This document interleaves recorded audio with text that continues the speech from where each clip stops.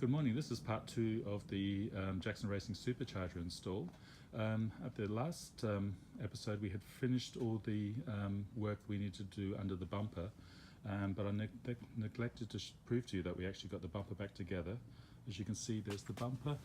If you look carefully through the grille, you'll see the Jackson Racing intercooler, and behind that are the oil coolers.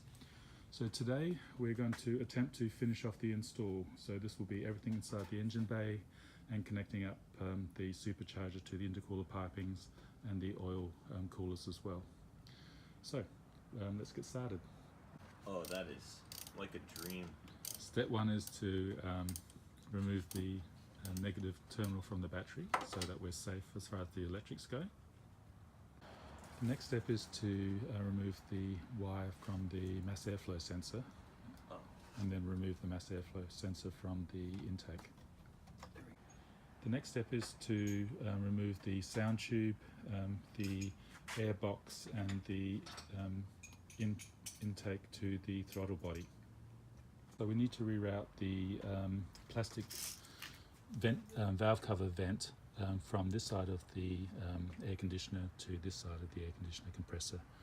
So we've undone the clamp, we just have to pull it out and just route it around. Okay, we've rerouted the crankcase, or the injector vent pipe, I think it's called. Now we have to take off the airbox and the tube to the throttle body. Okay, now we've got the stock airbox out and we can see the front of the engine. What we have to do now, which isn't in the Jackson Racing instructions, is to install the bigger injectors. So we'll get on to do that. We'll start off with the passenger side.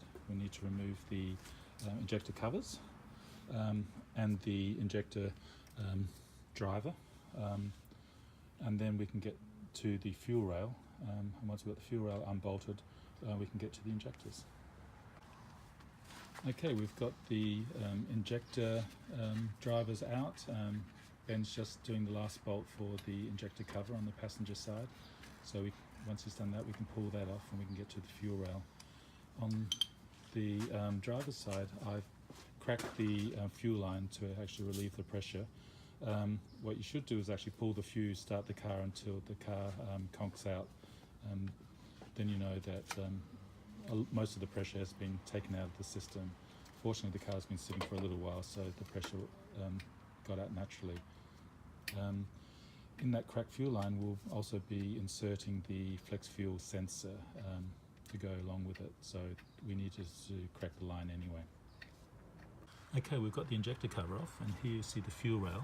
The fuel rail is held on with 2 bolts there and one underneath there. We're going to do those bolts, pull the fuel rail out, and then we can get to the injectors and replace them. Okay, we've got the fuel rail off. You can see the original injectors still put into the fuel rail.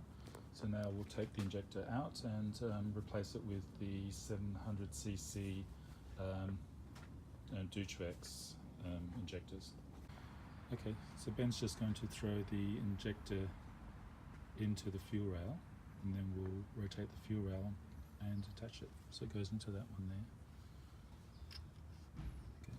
So we've got the fuel rail back in. We need to just put on the pigtails to the injectors from the existing wiring harness, and we'll be done on the passenger side.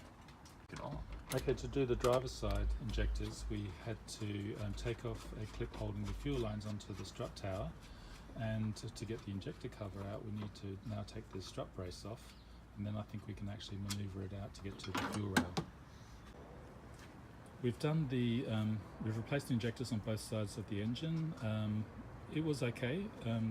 The trick is just getting the clips off the injectors themselves and making sure you get all the rubber seals out of the injector holes when you replace the injectors. But now that's fine. We just have to put you had to take the strut brace off to get the injector cover off on the driver's side, so we just replace that, and then we can continue on with the supercharger install.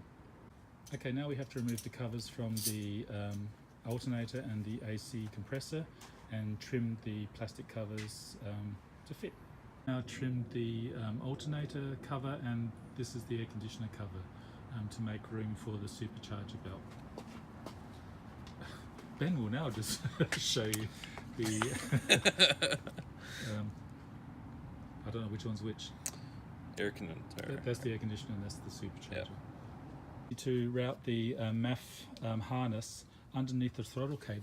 So we've done that, and then plug in the Jackson Racing MAF extension harness and bring it round to the passenger side of the alternator.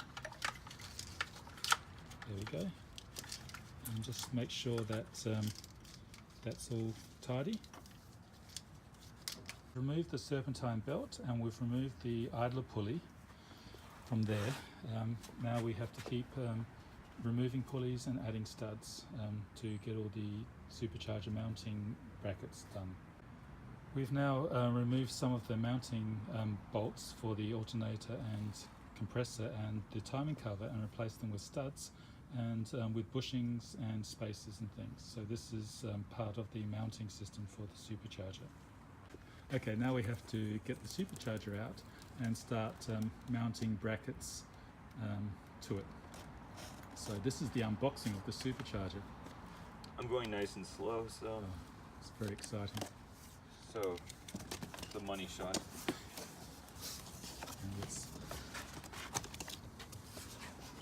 And okay, so Well, before we unbox it, let's read the manual.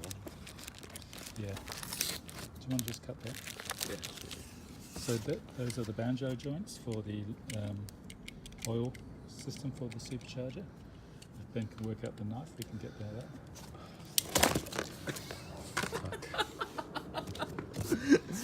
Okay. It just looked very clever. The unboxing is part of the struggle.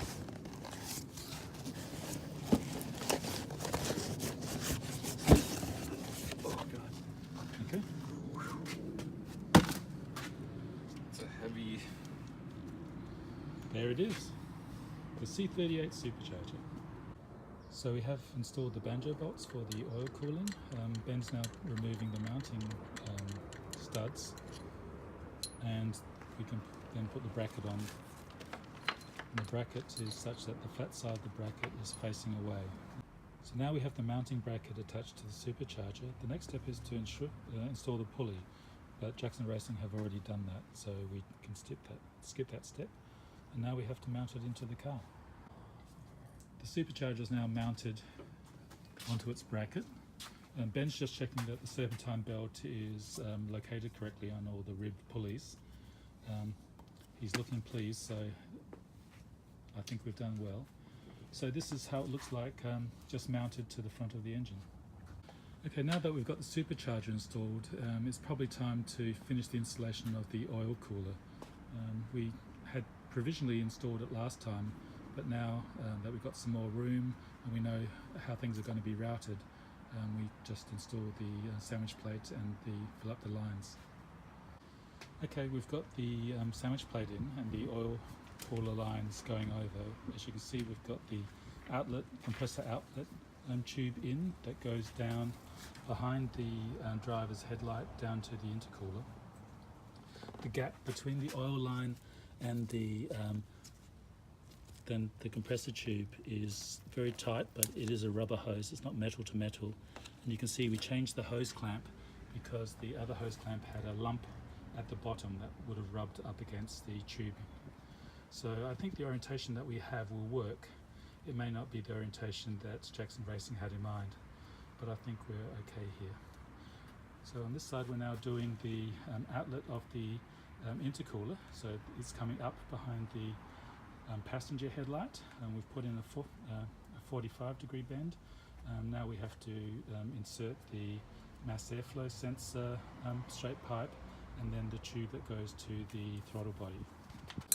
Okay, we've got the outlet of the intercooler going up from the passenger headlight around the corner and then going into the mass airflow sensor tube. You can see the mass airflow sensor tube at the end has a honeycomb pattern grid on it. I think that's just to make sure that the airflow is laminar past the mass airflow sensor. And what we have to do is take the output of that mass airflow sensor tube and route it round into the input of the throttle body. So next steps are to put the mass airflow sensor on and to route the tube to the throttle body. Okay, we now have the outlet of the intercooler through the mass airflow sensor pipe going into the throttle body. So the from the compressor output to the throttle bottle input is all now plumbed up. Okay, we've just installed the Rotrex oil reservoir. We put on the banjo bolts at the bottom and at the top of the reservoir, and we've got the pipe coming out of the bottom just in the engine bay. So now we have to route it around to the place where we mount the oil filter. We are just putting in the mounting bracket for the Rotrex oil filter. It's in a fairly difficult place, but it's getting in there. So we will then mount the oil filter on top of that mounting plate, and then we're more or less done with the circuit, apart from just starting to add oil into it. Okay, we've now got the Rotrex oil lines in. You can see on the left hand side they are plumbed into the supercharger. We've got the oil filter going to the oil reservoir, and we've tried to prime it as much as possible, and then we need to, once the car is started, we need to make sure that it doesn't run dry. Now we're doing the, what was it? The bypass valve. The bypass valve and vacuum installation. Later, install the bypass hose. Okay, this is the crankcase ventilation, the brake booster line. So this has to go back on there.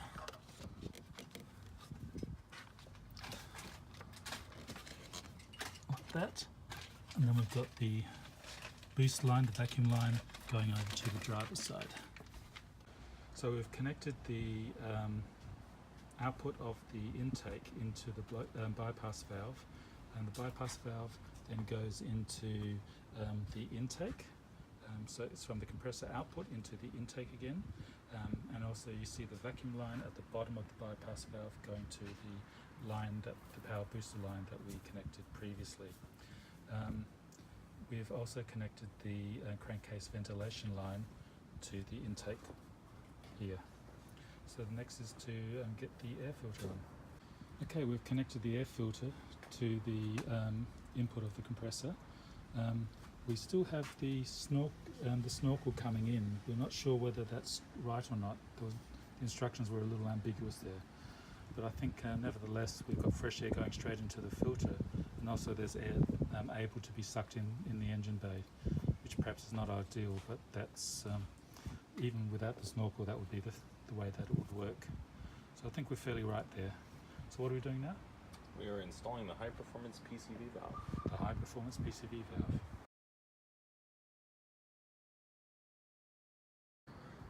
Okay, now we have to install the flex fuel kit. As you can see, I've disconnected a fuel line, and now we have to work out what orientation the flex fuel sensor needs to go. On most cars they typically go on top of the ABS unit, but you can see we've got the Rotrex oil filter there, so we need to see where to put it. Okay, we've got the flex fuel sensor in. We've routed it behind the Rotrex oil filter, and we zip tied it around. We've got the fuel lines in here and connected to that. So the car is more or less ready to throw the tune in, and then we need to test it. Okay, we have everything buttoned up. The power is on again. The supercharger is all ready to go. We've got the flex fuel system in. We've got the actual ethanol content display now routed through into the cabin. We've got the ethanol sensor routed into the rear O2 sensor down there. So what we need to do now is load the tune and start her up for the first time. We've done all the mechanical work for installing the supercharger. We just didn't have the key for the tune from Jackson Racing for the Ecotec tune.